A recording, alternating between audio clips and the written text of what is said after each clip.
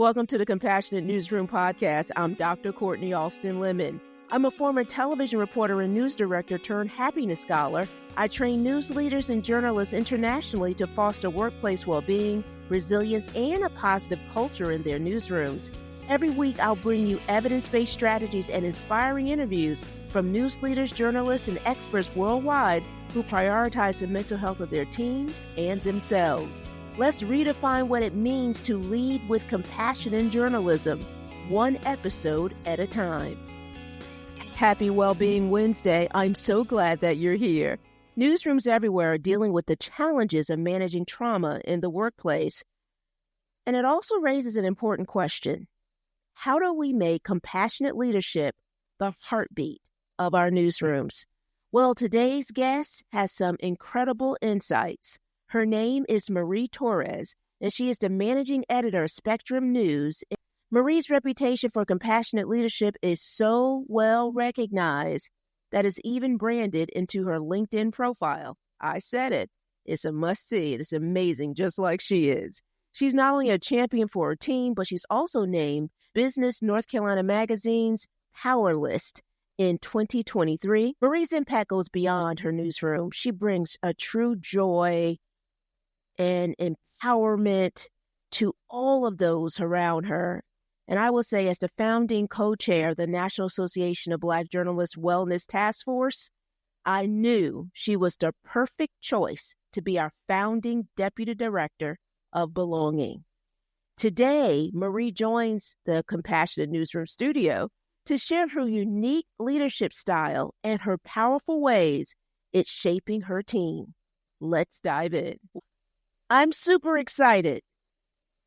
Hopefully, you could tell with my voice.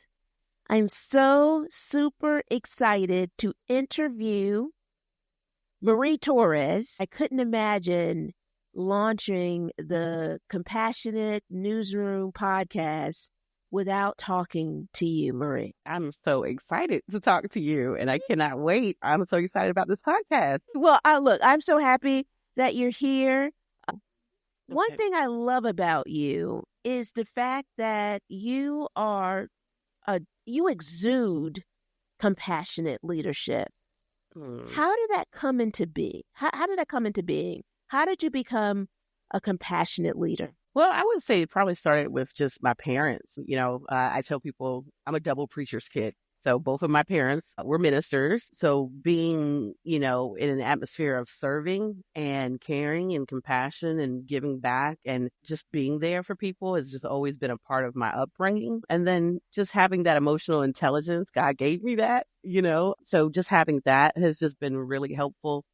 And then just being mindful, right? We know how it's like to be treated fairly. We know how it feels to be treated unfairly.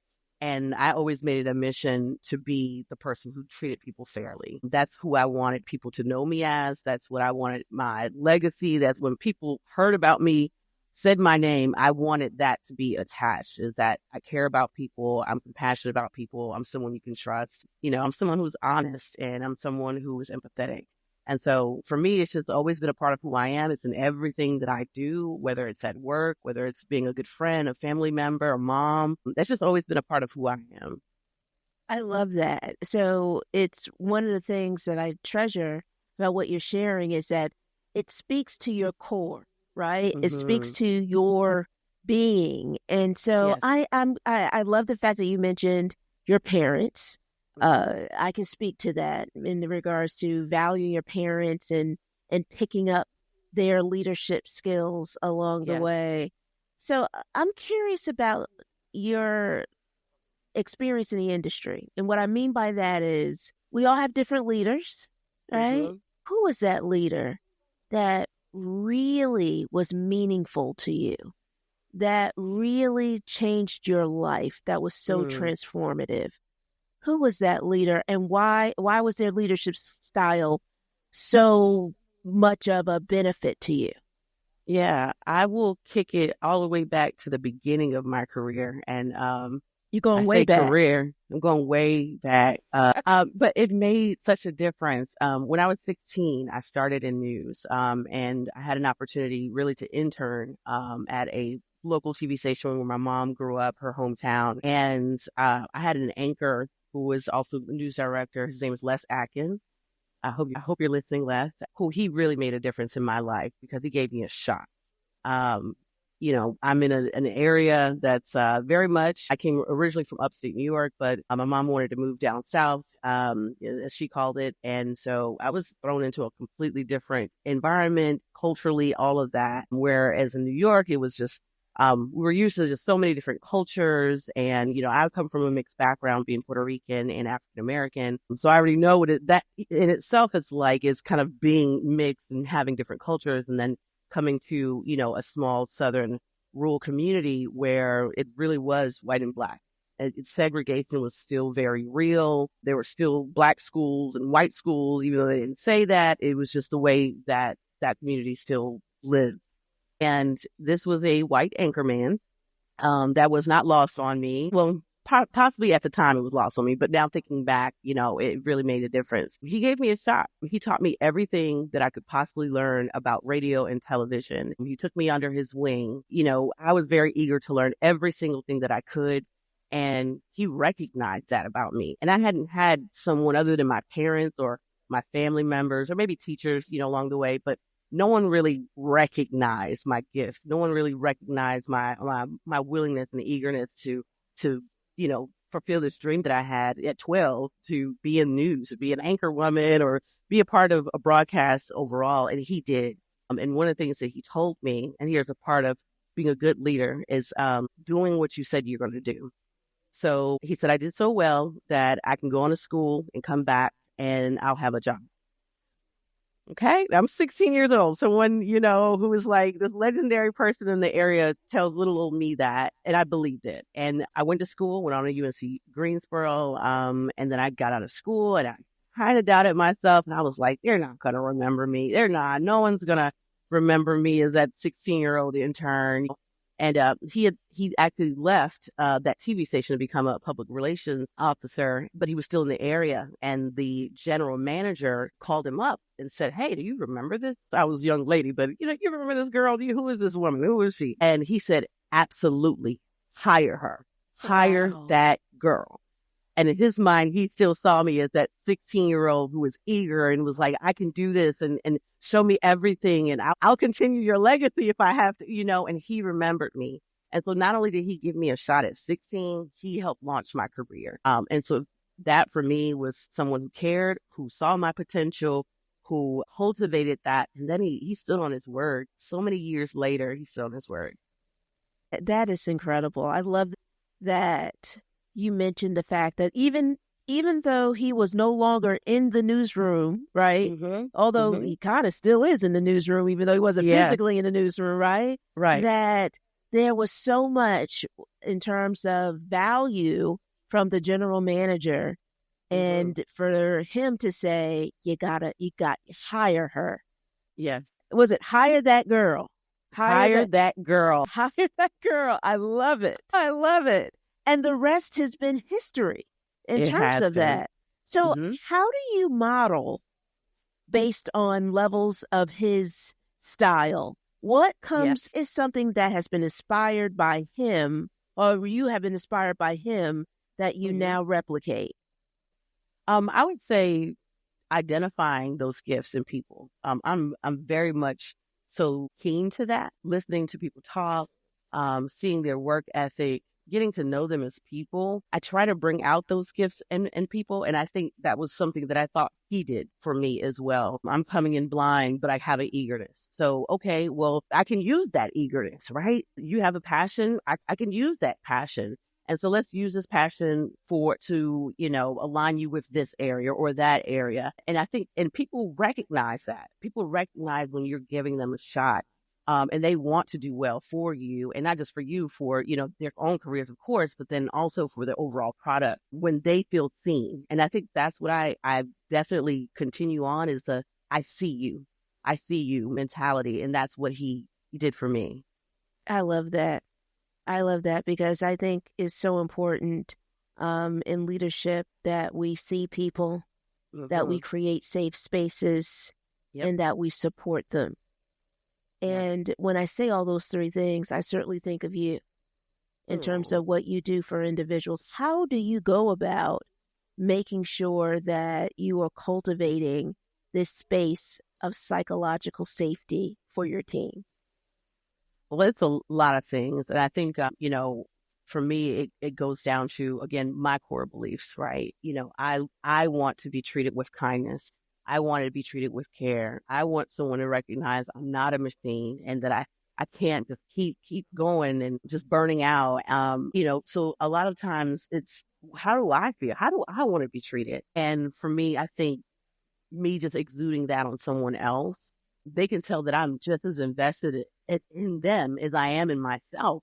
And I think that just creates a connection, a bond. It creates trust, and then, you can have those honest conversations with them and you can ask them, either outside of work, just how's your day? How was your weekend?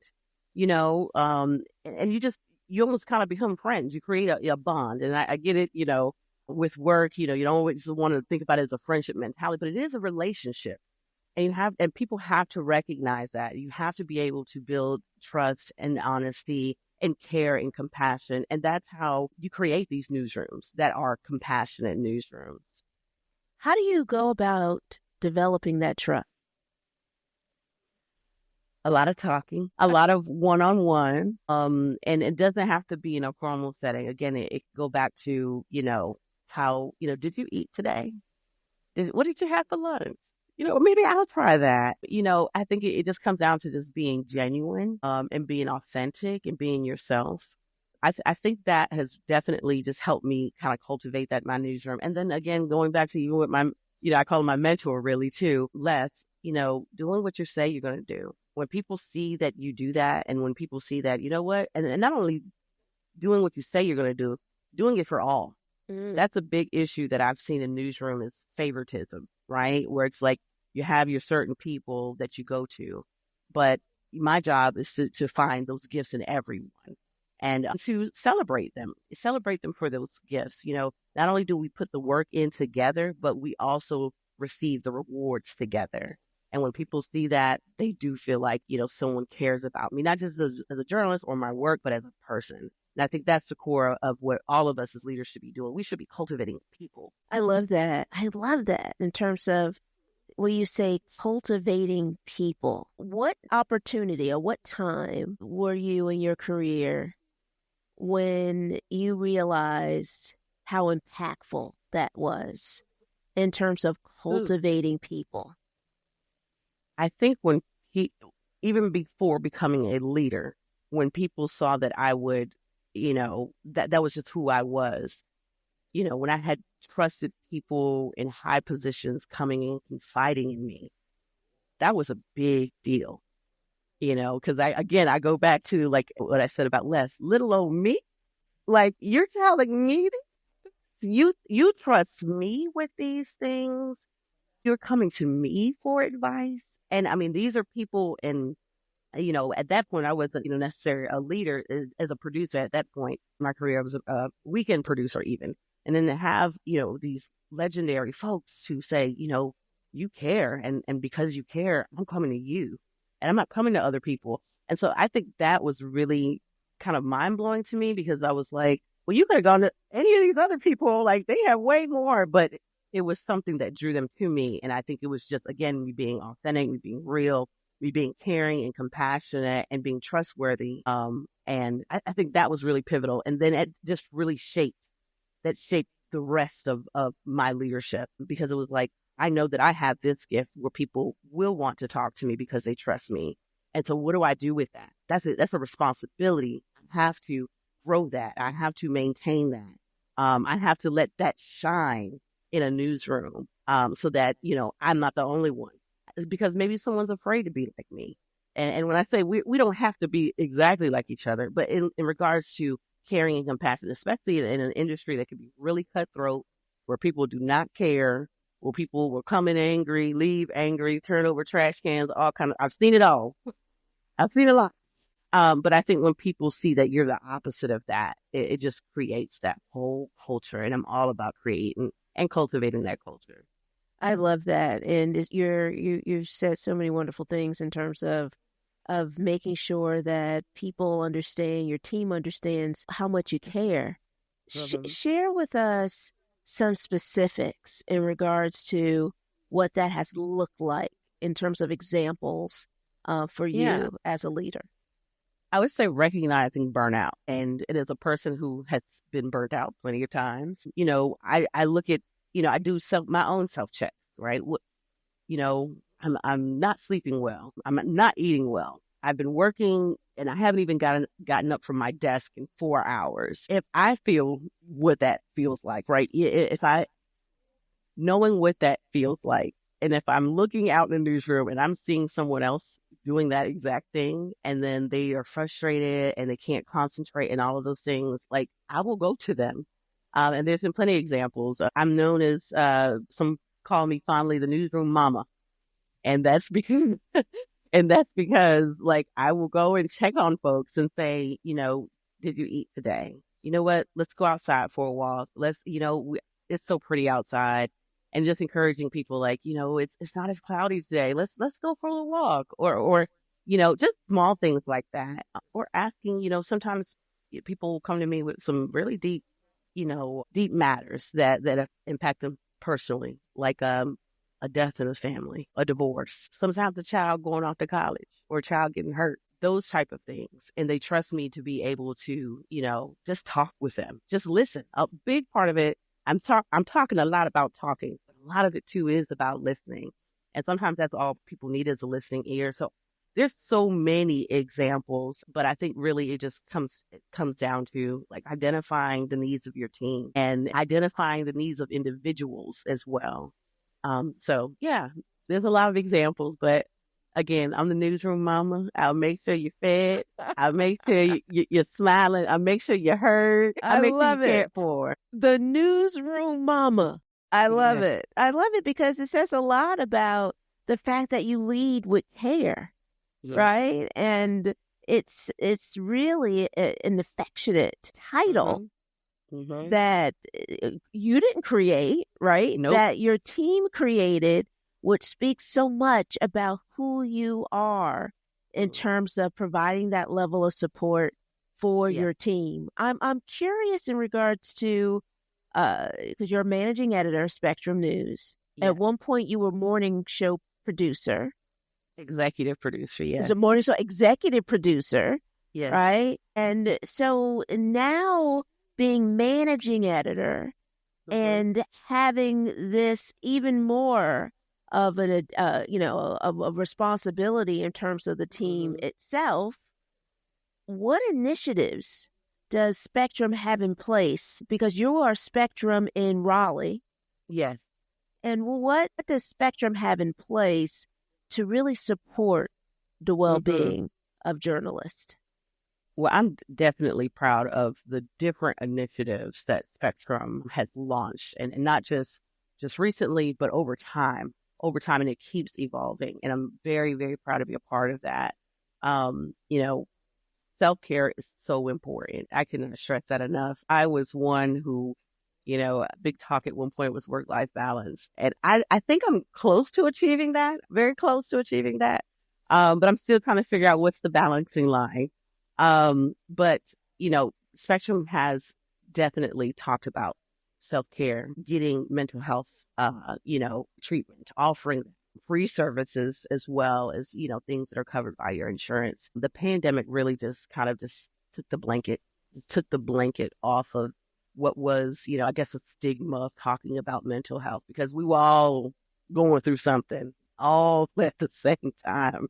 And so we had to talk about it. We just had to. And so during the pandemic, there was a huge push with our company to talk about mental health, to provide resources like counseling, to check on your team, like literally. And even to this day, we just went through what was the aftermath of a Hurricane Milton. And almost every week, our management team is saying, check on your team. Who is doing okay? Who needs a break? Those type of things, and that's not even from the, the most corporate level. That's just on the basic, we are all literally in this thing together, this news cycle that has been constant.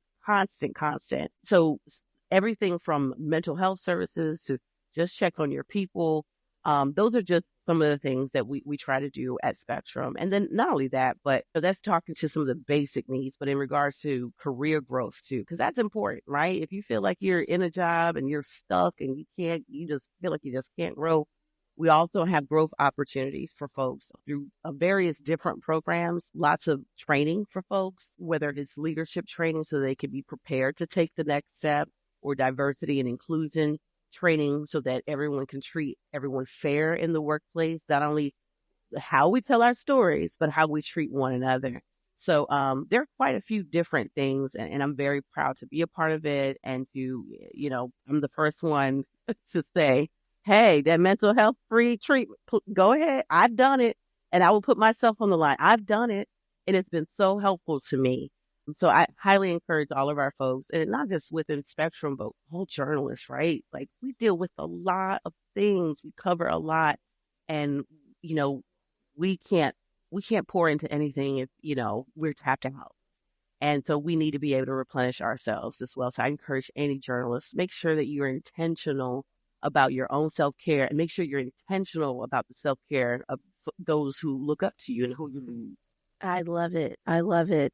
One of the things I really treasure about your response to my question in regards to initiatives of Spectrum is one of the things that is the goal of the Compassionate Newsroom is for stations and companies from around the world to be inspired by the resources and the models of companies like Spectrum. And it's so great to hear about the work that you're doing, especially for the fact you just mentioned Hurricane Milton, and then not too far away was Helene. So how is your team coping as it relates to dealing with these hurricanes and tropical storms? And, what does it look like in terms of your team right now? It's been a lot. And that's just the honest response. It's a lot. But I will say this. I think that because we have created a overall culture of care and compassion, it makes us better storytellers when we go out into communities that really need that care and compassion. It starts at home base. It really starts at home base.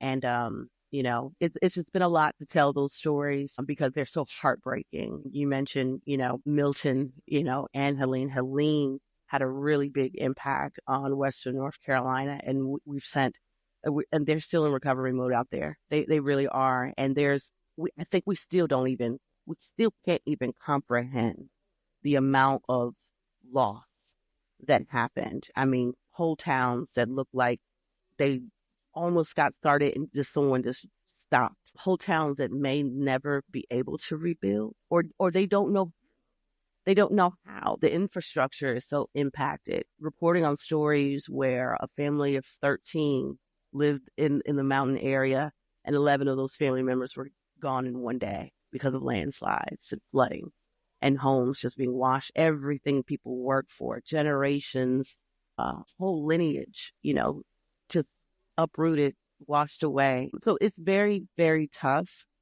to not only just hear the stories, but then to have that care and compassion to be able to thoughtfully tell those stories and be sensitive to the needs of the folks there, and having the right tone and how you tell those stories. And then not only just the one individual stories, but what does that look like in a whole newscast? What are we communicating overall to our entire state about the struggles that these folks are going through? And then how can not only that, but also encouraging people, how can you give back? We're also a part of, we're not just going to tell people's story on their the worst day of their life. We're going to also encourage someone else to take action. How can you help? And being mindful of also letting people know of those resources. So it's been a lot. I think at the end, we will say, we did as much as we could to make sure that we were there. And I think that's important. A part of, compassionate leadership I wanted to mention is, not just always being caring, compassionate, all of that. It's also being present. It's also just, even if you can't do anything, but just stand there and just let people know that you are there. That's huge. That's huge. And again, that's not just in the newsroom. That's home base. The newsroom's home base is when you get out into the community, right? And that's our job, is to get out in the community and to tell those stories and to show people that we're there. And that's really important. And that in itself creates trust. And in an industry where there's a lot of mistrust, we need that. We need those relationships of trust in our communities. Wow. So many impactful dynamics in terms of what you just shared, especially as it relates to where the communities are, right, in Western North Carolina, concerning Helene. And it's interesting you say that, because although I'm a happiness scholar and a trained news leader, I am also a chair of a department and professor of journalism at a university.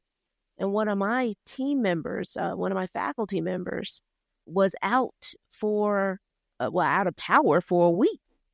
And, then dealing with health issues, ended up getting COVID during that time. And I can't even imagine being sick and not having those essential resources like electricity, because we'll think about, electric, but it's like my refrigerator, my garage won't open, and, like all the things that sometimes we may not think about.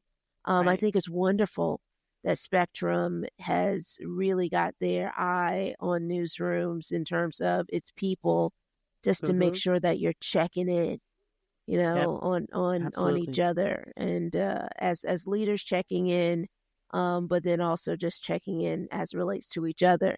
So I'm curious. I'm gonna do my own check-in, and I'm curious with my check-in as it relates to you. You talked about this intentionality, right, in regards to your team. How are you intentional in regards to your well-being? You mentioned things in terms of caring for yourself, but what does that look like?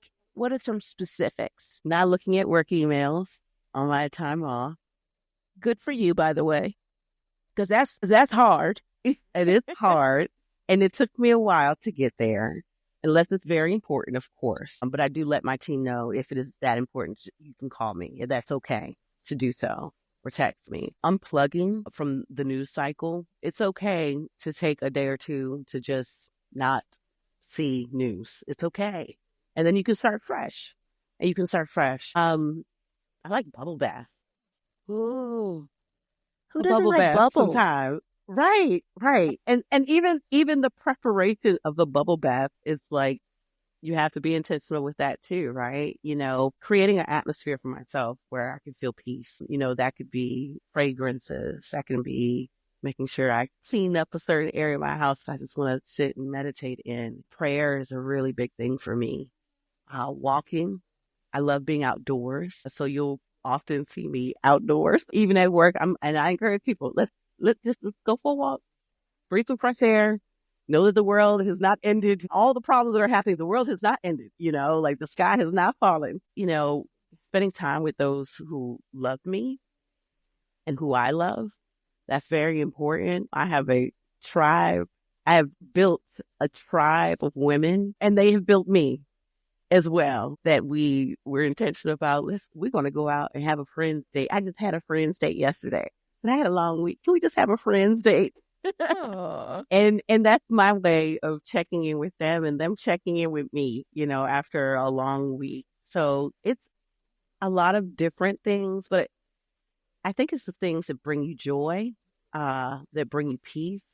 At one point for me, it was reading long novels. I don't have as much time like that now, but I did. I love to see the creativity that other people have. So whether that's enjoying a great book or going to a museum or just learning a new thing, working on me as a person, right? I'm not just managing editor, Spectrum News, Marie Torres. Like, who is the little girl inside of me that just wants to have fun and who just wants to connect and who just, wants to enjoy life, listening to music, any of those things. Those are some of the small things that I'm passionate about. And I am intentional to make it a point that every single day I do one of those things that I enjoy. I love that. So it's not maybe all the things that you mentioned, Mm-hmm. but Mm-hmm. just at least one of those Yeah. things Yeah. every day. Yeah. Yeah. Just one of those things. And sometimes it could be as simple as like, I'm just going to call up a trusted friend. I just need to talk to someone. That's self-care. It doesn't always have to be a mental health professional, although that's good. And I would highly encourage it, but someone you trust, just to say, I just need to talk to someone. And I need to talk to someone who, I trust and cares for me and will give me good guidance. Or, will make me laugh. Something like that. Something that could be something so small that you can incorporate into your day. I'm curious in regards to the tribe that you just mentioned and just being able to call up a friend. Yeah. Is it important for you to talk to another news person in regards to your day to try to help? Or some days, is it news person or a non-news person? How does that work? And how did you go about cultivating your tribe?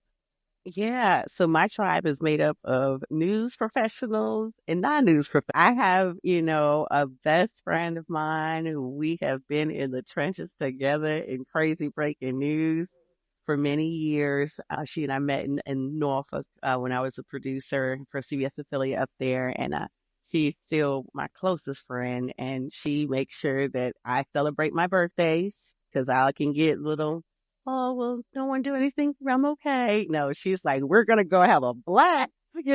She makes sure, for those important moments that I'm having fun. I'm taking care of myself, because she knows how hard the work is. And another good friend of mine who I met when I moved to the Raleigh area, we've been friends for the past 8 years.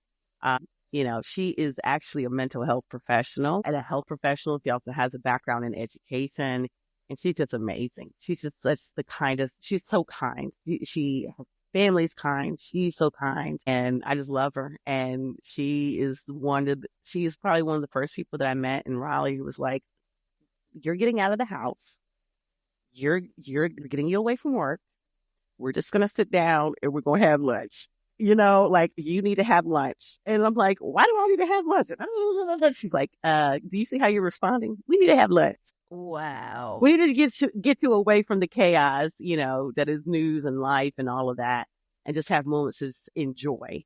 And so those are some of the women who are part of my tribe who I'm very close with. But I encourage everybody, get you a tribe, get you some folks who care about you, who will look after you, who you can call on when you need something, and also be that friend back.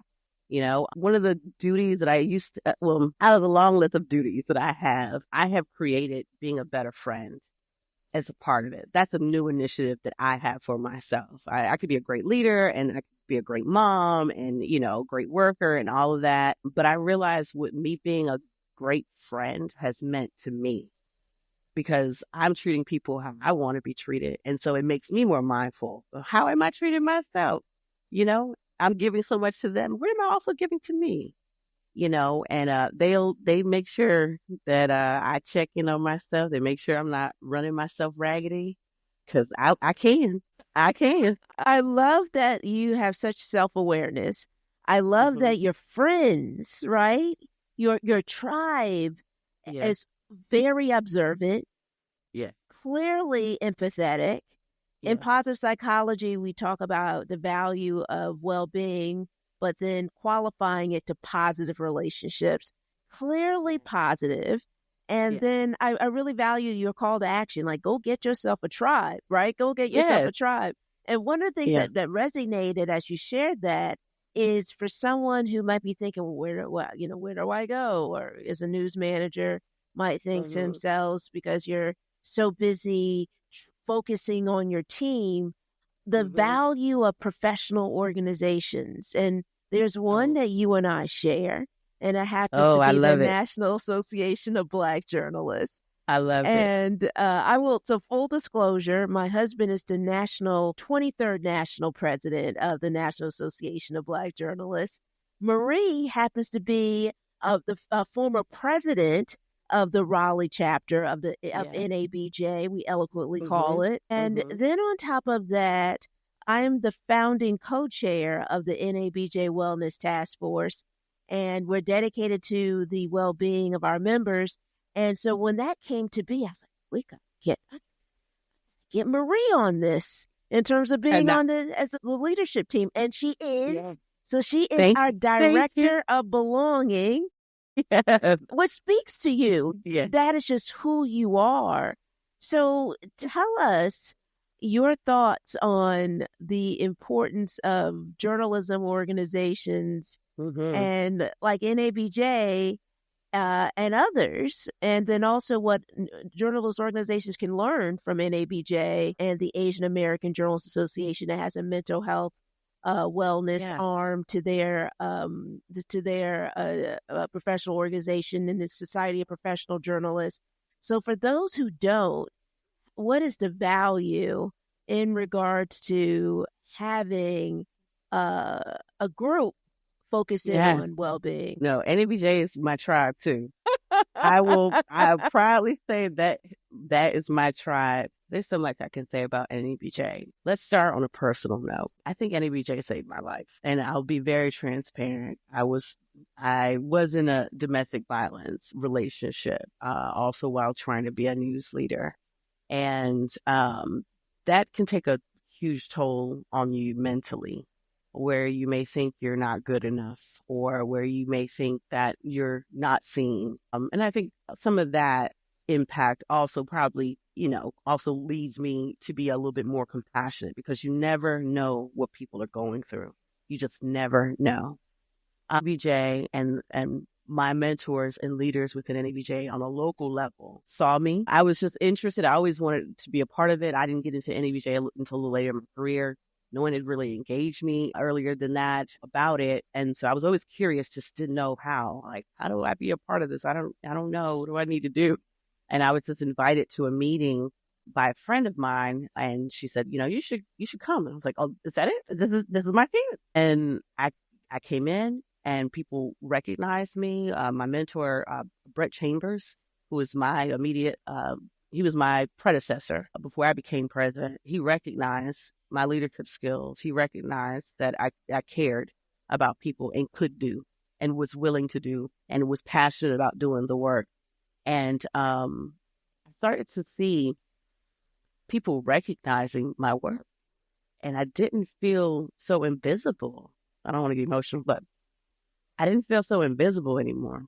And I could see that the work that I was doing was making an impact, whether it was creating a safe space for people to talk during the pandemic about what they were going through at work during our chapter meetings, whether it was talking to law enforcement leaders about Black law enforcement leaders about how they are addressing social unrest during the George Floyd riots and after his murder, going to college campuses and seeing the twinkle in their eye, just like I used to have that twinkle of looking at what could be my future, and then mentoring those students, and then providing opportunities for them to become interns, giving them advice on their career.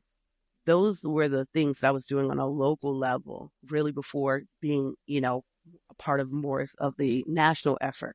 But I knew if I could do the work on the ground, if I could just, with this little territory that I had, it's a big territory, but this out of the national scope, in this little territory, if I could do all that I could, then I could be contributing to what is being done nationally, right? Because I know that with my mentors, they've been in different markets, and they tell me about all these great things that the national organization is doing. And so that really made me want to become more involved with the national organization. Because I'm like, I can do this with this little territory I have. What more can I do? What more can I do to make people feel seen and feel supported and feel encouraged and feel like they have someone in their corner and someone who will give them advice when they're in really tough work situations? And so I'm just so happy to be a part of NABJ. NABJ is my tribe. NABJ has fought for me. NABJ has lifted me, has supported me. And I'll be honest and go back to saying NABJ likely saved my life. Wow. Wow. That's honestly, so powerful. One of the things that we talk about often at NABJ is our conventions being like reunions. And we even have the NABJ, the hashtag, which is NABJ family. right? Family. Because that's how we see each other. And I Yes. really treasure you sharing your story as it relates to the Yeah. impact and the value of NABJ. And I Mm-hmm. also have to share that Radio Television Digital News Association, which is a group that really helped me when I was a news director. And I will admit, I'm so honored to serve as a trainer for them now, training news leaders on well being. And so I think it's really important because what you just shared, Marie, is such impact on a professional organization in regards to saving your life. And for a news Mm-hmm. leader that is listening right now who may not be a part of that type of organization, that type of infrastructure, Mm-hmm. I highly recommend finding an organization that speaks to you. Absolutely. Marie and I just talked about NABJ, and then I just mentioned Radio Television Digital News Association. And then I've also have worked work with the American Press Institute as a trainer, Yes. where I actually recommended Marie be there for one of their summits in terms of belonging, because I knew Awesome. if I hear something about belonging, I just think Marie Torres. That's it. So I just had to say, hey, don't forget about Marie here. So I'm so It was grateful. amazing. Yes, it was It so spoke to me. fantastic.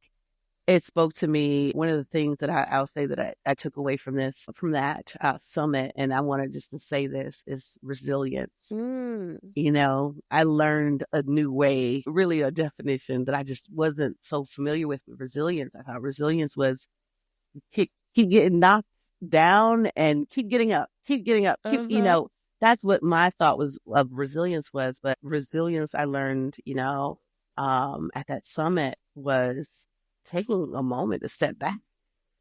If you're knocked down, oh, you know what? Let me lay here for a little bit. Mm-hmm. Let me lay here. And that's okay. And that's okay.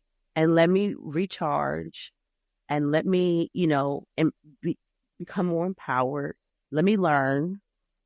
Let me heal, and let me get back up. And that was so important, because in regards to being compassionate, we got to understand too that people need time to lay down, recharge, heal up, and then get back up to fight a new day. So that was very helpful to me, that it's okay to be down sometimes, but just know that use that time to cultivate, all those things that you love about yourself, that you love about your interactions with the world. Be mindful of those things, and then, bring that when you come to fight again. Bring that experience with you. I love that. Absolutely. I often tell people I feel like I'm probably overly transparent with my team Me and too my sometimes. students. I know. So, but I think it's important for people to know, right? Like why you're thinking this way, or being there for them in terms of that support. And I'm so grateful to hear that you really value the American Press Institute. Oh, yeah. I knew that you needed to be in that space, and I'm so grateful that you were. And for those who may not know about the American Press Institute, they are a phenomenal nonprofit organization that also works with news organizations and trainings, and they have these specially curated summits that are curated by the people in the room that are doing the work and learning how to continue to grow and to elevate. And I was first a part of it. They asked me to speak for their mental health summit in Atlanta. And I really valued and treasured getting that invitation to serve on their summit focused on belonging in Minneapolis. And like I said, when I think belonging, I think Marie Torres. So, so I'm so happy that you were also there, and we could share in that experience. And you together. were amazing. Well, thank you. And you were amazing. Teaching us about happiness. I've said this so many times. Who doesn't want to learn how to be happy, or happier, or happier at least? And you brought some wisdom and some great nuggets. And I really appreciate that. And that has helped me in my leadership as well. So I want you to know I treasure that about you. Thank you. Thank you so much, Marie. You are just incredible, and it's so interesting. Look, I'm about to wrap up with one more question, but I'm already going to put it out there that this is just one of many of you coming to the Compassionate Newsroom podcast. Yeah, what an honor! I'm honored. We got to have you back. We got to have you back. Well, I'm ending every podcast with this question, and it is about compassionate leadership. I want to know from news leaders like yourself what it means to you. So my final question is, what does compassionate leadership mean to you? I think it goes back to some of the things that I mentioned earlier, but I'll say this. It could mean changing someone's life, as I mentioned about NABJ. It could mean making sure that people feel seen, people feel loved, people feel supported. Again, you don't know what people are going through. And so being that compassionate leader, seeing people for who they are, bringing their gifts out, cultivating their gifts, showing them that you're there, even if you're just there to listen, that could change someone's whole life. That could be the reason they stay at their job or leave. That could be the reason they stay in this race called life or leave. So I take it as a huge responsibility. And, maybe that kind of goes back to my double preacher's kids roots of service. And so I cannot imagine being anyone else. I don't want to be anyone else. I've learned from some not so good leaders of what not to do. And I've learned from some really great leaders of what works. And I want to be the leader of compassion. And I want to be the leader that encourages other people to treat people with that same compassion as well. So if anything, a part of my legacy, I would hope that, it's just not me doing the work, but that people watching me will be inspired and want to do the work too. I love that. I love that in terms of continue to build off that momentum, right? Each one teach one and be inspired by each other. I love that. Yeah. Marie Torres, thank you so much for being here with us today. Thank you so much. Love you, Kortni. Love you too. Yay, it's a love fest. Thanks for tuning in to the Compassionate Newsroom podcast. Together we can transform workplace well-being in news. If you found value in today's episode, please share it with a colleague to help foster a supportive environment in the industry. And don't forget to subscribe and also visit our website for more resources at thecompassionatenewsroom.com.